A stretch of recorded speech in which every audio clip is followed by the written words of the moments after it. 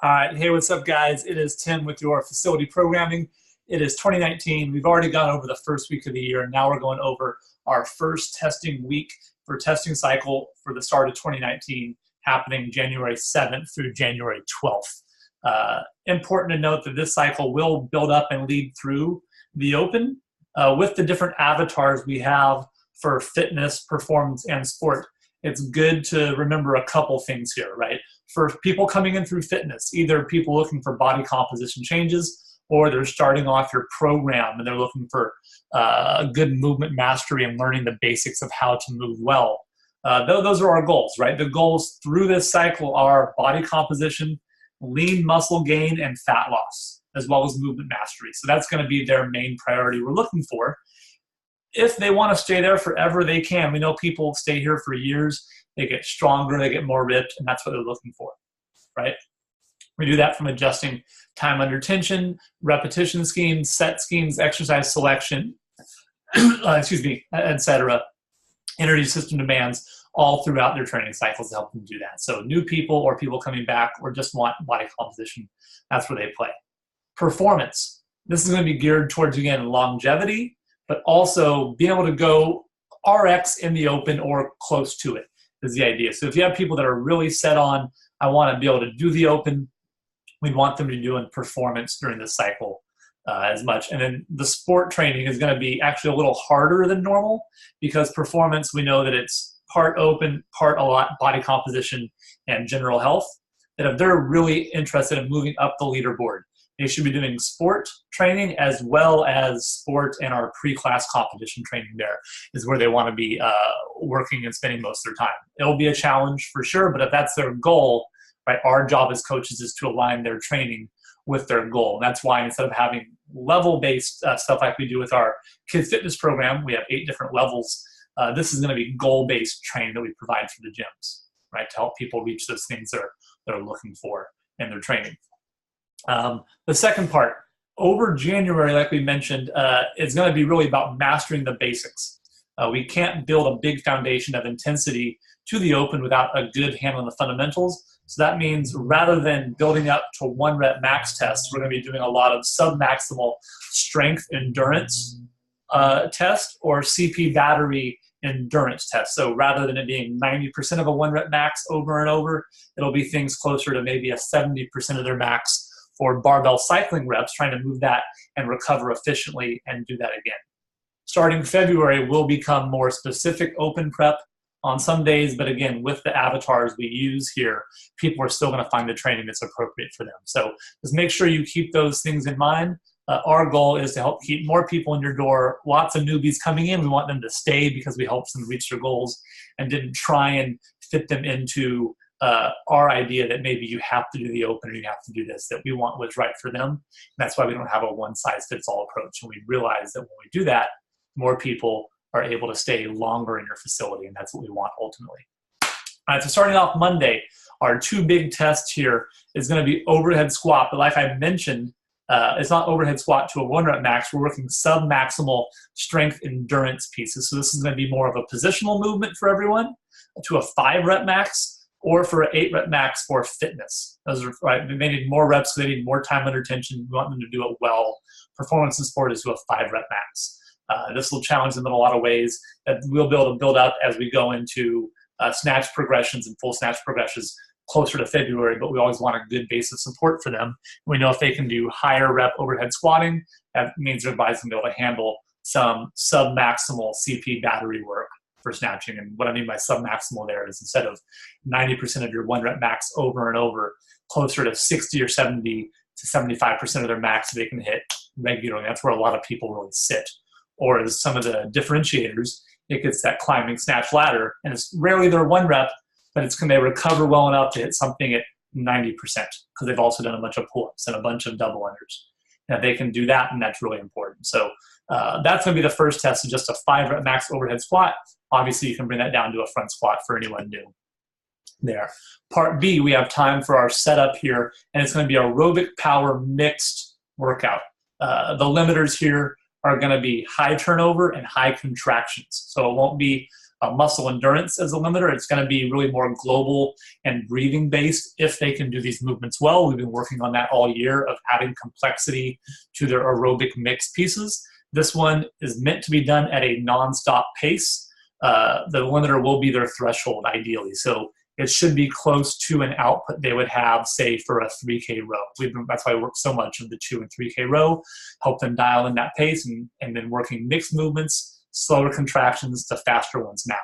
The workout is 12-minute AMRAP. Hearts on Fire is the name. 40 double unders into 20 single arm dumbbell front rack reverse lunges, alternating legs. That's 10 each leg. Into 10 each arm alternating dumbbell power snatch at that same load. Right? So that's going to be the idea for fitness. We have our scaling options here: single unders, regular lunge steps, and Russian kettlebell swings, so they can work on increasing their output and good movement mastery.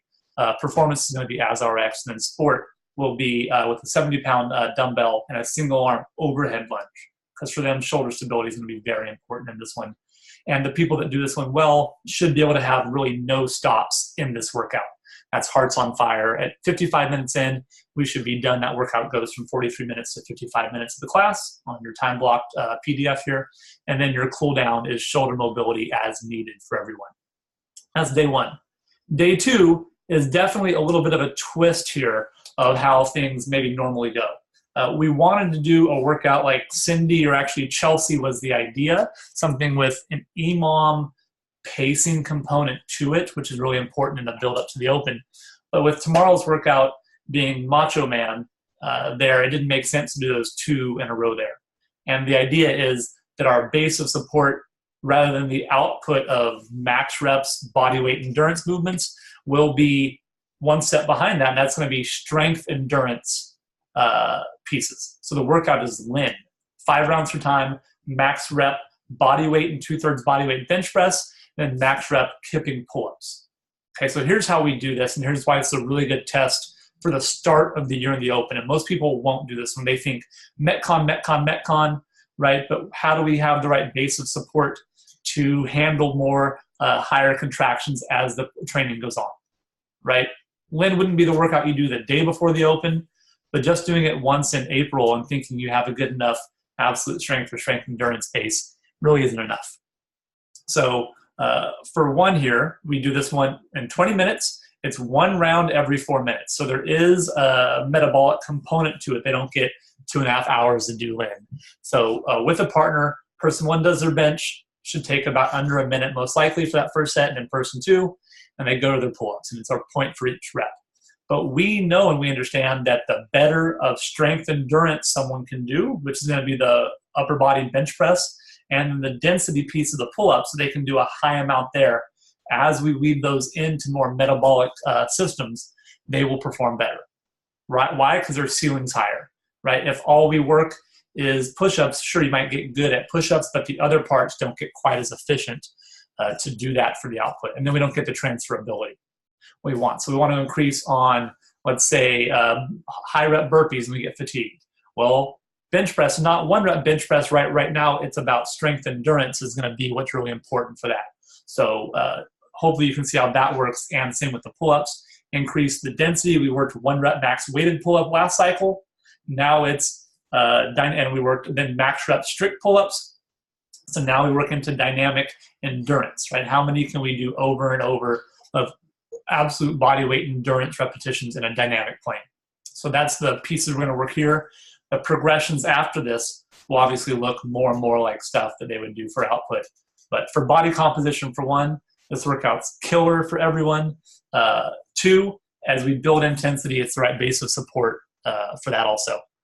That's going to be the first one. Again, for sport, we have our scaling options there. It's the bench press and then bar muscle ups. We didn't want kipping muscle ups or rig muscle ups, because that's going to make them have to go through the dip a little deeper there, and that's going to interfere with the bench press portion of that. So that's why you see that one there. And then part B is your option. It's either Tabata sit-ups for core endurance, again, everything is going to be on the output endurance side of the spectrum for the most part, or a 1 for a low score, or a 1 minute max calorie bike or row for anaerobic lactic power endurance, right? It's not a 100-meter row now. It's the high output, because all these parts here, if you look at the training blocks, Everything should be done in 1 minute or less, right? If you're doing more than a minute of kipping pull-ups, pretty impressive. So we're trying to keep the output in the same amount. Those sit-ups, 20 seconds at a time and recover. Most people by round 3 or 4 are going to be at what output? Probably about 20 seconds or under, right? So how do we get better at that?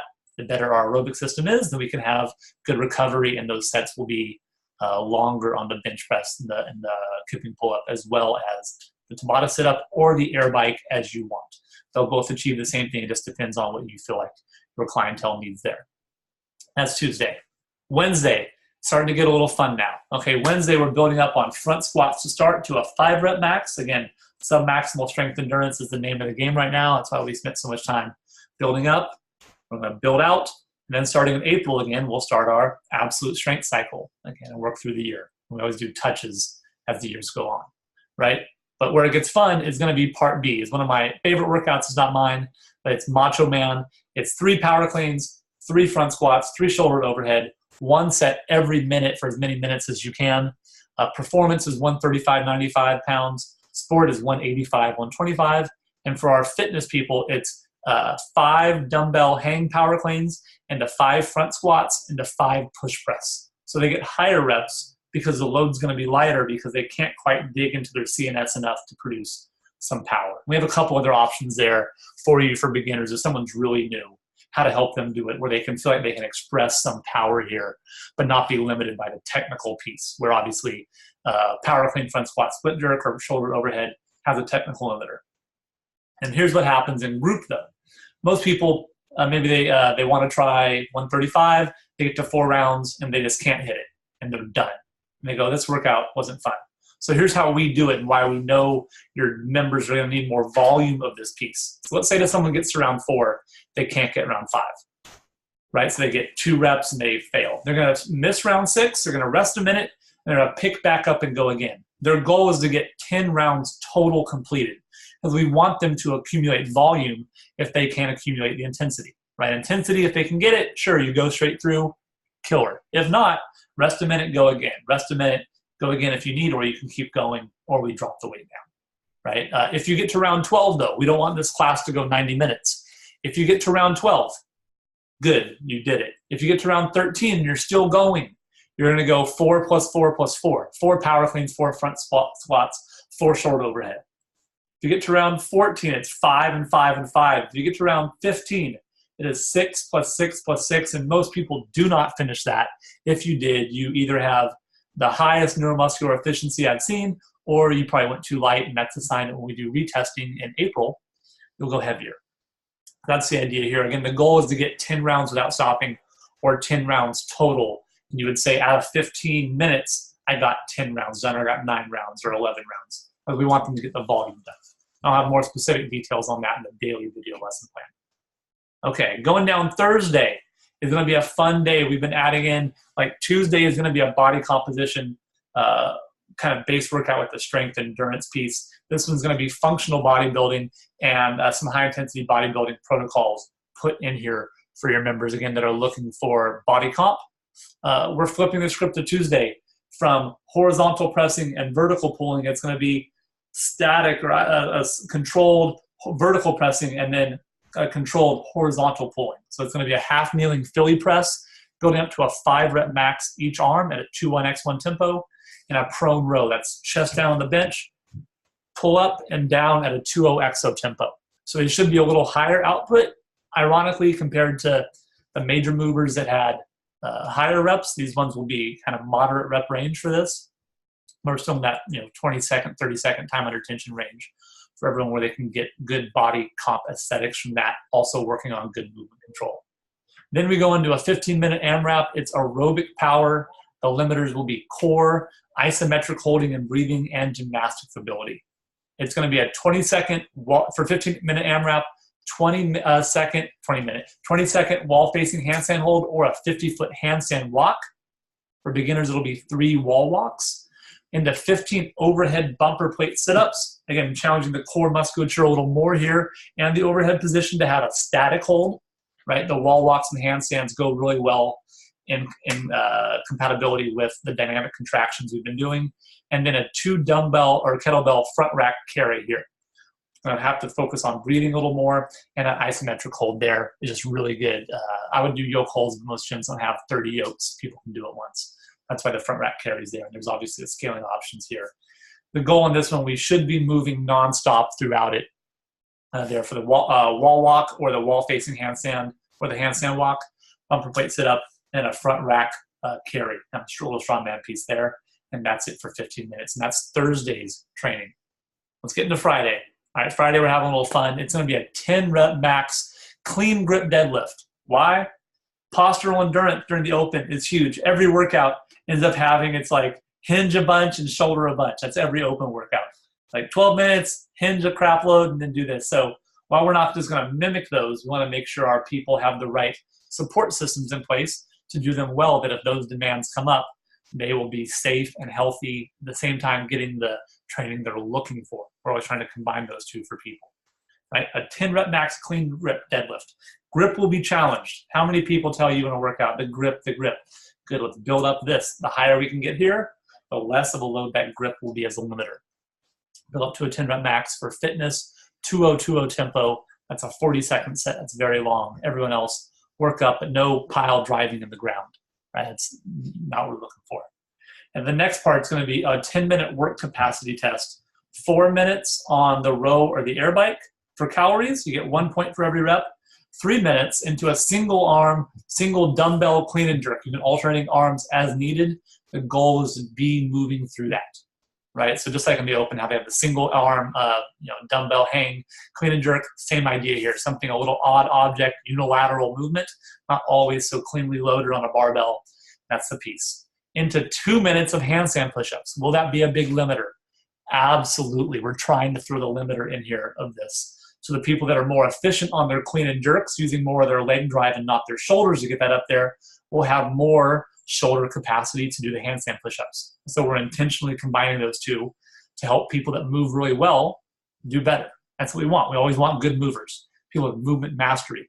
And after that, everyone that used too much shoulders on all of those, it's 1 minute of burpee box jump overs.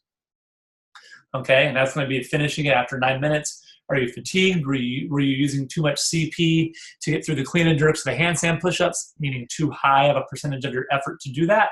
If so, the burpees, you will be drained.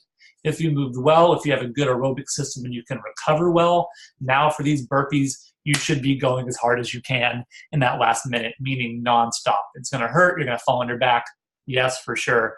That's the idea at the end here, that you're not so tired you're doing 1 or 2 reps and you're just like standing there. That would be a sign you either went too hard out the gate, you used too much of your energy to do a handstand push-up or a clean and jerk, so you can't recover. Just like weight training, right? The higher output we have, the more recovery time we need between sets, because a 300-pound clean and jerk's a lot. Well, for some people, a 50-pound clean and jerk is a lot, right? A single arm, that means their max might be 100, so a single arm's half that. Their max is 120. Yeah, they're using 90% of their max. So yeah, it will drain them. But if your clean and jerk is 300, a 70-pound clean and jerk, not death, right? So that's what we're looking for here. The score is total reps complete there. Finally, on Saturday, we have a partner workout. It is the open test, and this workout is done with a partner to help people get through this, so that way they can do some intensity and complexity work, but also they're not just going to stand there at the rings or stand there on toes to bar or box jumps and not be able to get through. It's going to help them get through a rather difficult workout, which we have fitness options here for, performance options here, which is a little more closer to what an RX in the open might look like, and then for sport, there's going to be something that will challenge the best people in your gym. They can do that solo or with a partner, but for performance and fitness, it's a 20-minute AMRAP to do with a partner. You could even do teams of 3 if you really wanted. We'll just do a whole bunch of reps. That's fine. But it's a 20-minute AMRAP, so Saturdays don't go on forever. But they get some complexity and advanced movements, but also ones we know that are appropriate for their level and in line not only with their goals, but with the arc of the training week, whether they're coming in 2 times, 3 times, 4 or 5 times, they're going to get the appropriate dose here for what they need in their group training. And that is Saturday, and that's testing week. I hope it's going to be a great one. It's going to be up here in your collateral folder and with the rest of your programming here in a minute. And let's have an awesome testing week in a couple weeks. Thanks, guys.